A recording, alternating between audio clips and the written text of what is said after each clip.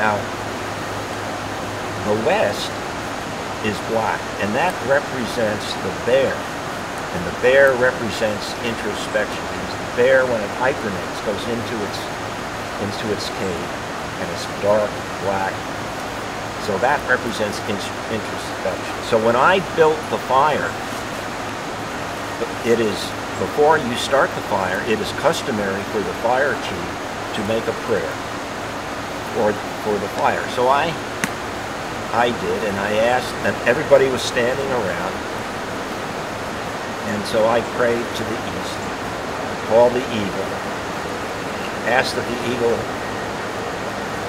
bring into the rocks, which then would bring into the people in the sweat lodge a sense of spiritual, a holiness, a message from God.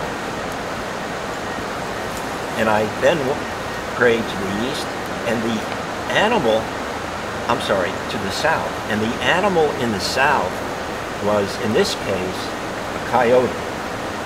And coyotes, in Indian terms, are tricksters. So the coyote is the trickster. And I asked the trickster, the coyote, if he would trick the fire, since it was a cub fire, into burning hot, so it wouldn't go out, so the stones would get hot. So the hotter they got, the more steam they would give.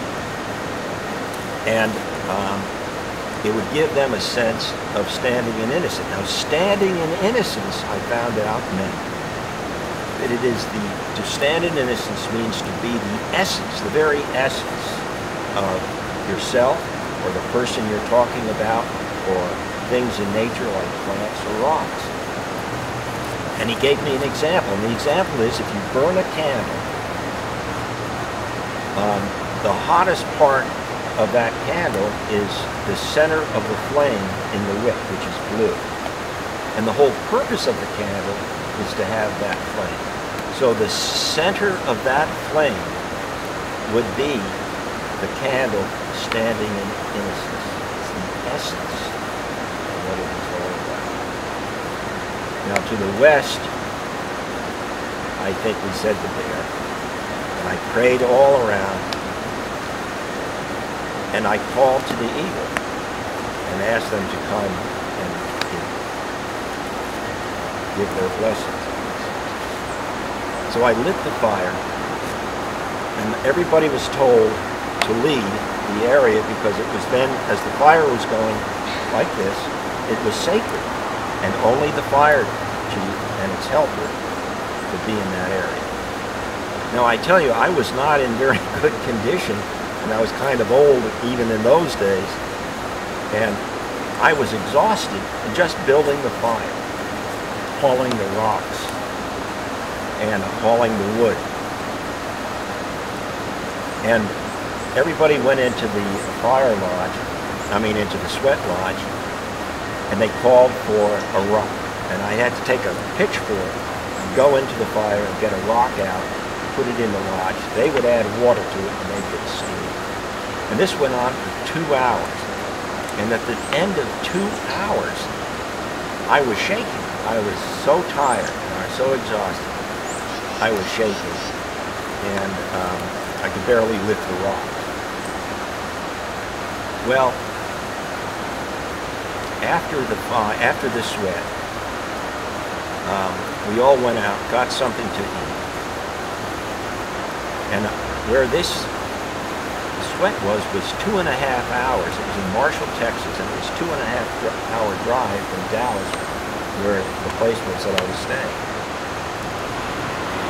And after I ate, I had to drive 2.5 hours back down to Dallas. And I really think I was delirious. And that night, when I fell into bed, I had all my clothes on. I just fell into bed. And I had tremendous cramps all through my body, and muscle spasms. And I know I was delirious then. And I remembered that if I had ever done that again, I would have realigned the fire pit differently, and I would have done different things, in making the fire. And I also, the most important thing I remembered was that people should not be around the fire because it was sacred and it was godlike. But children like yourself should be around the fire because children are godlike. And when you get to be parents, and especially when you get to be grandparents, you'll understand what I mean. Now,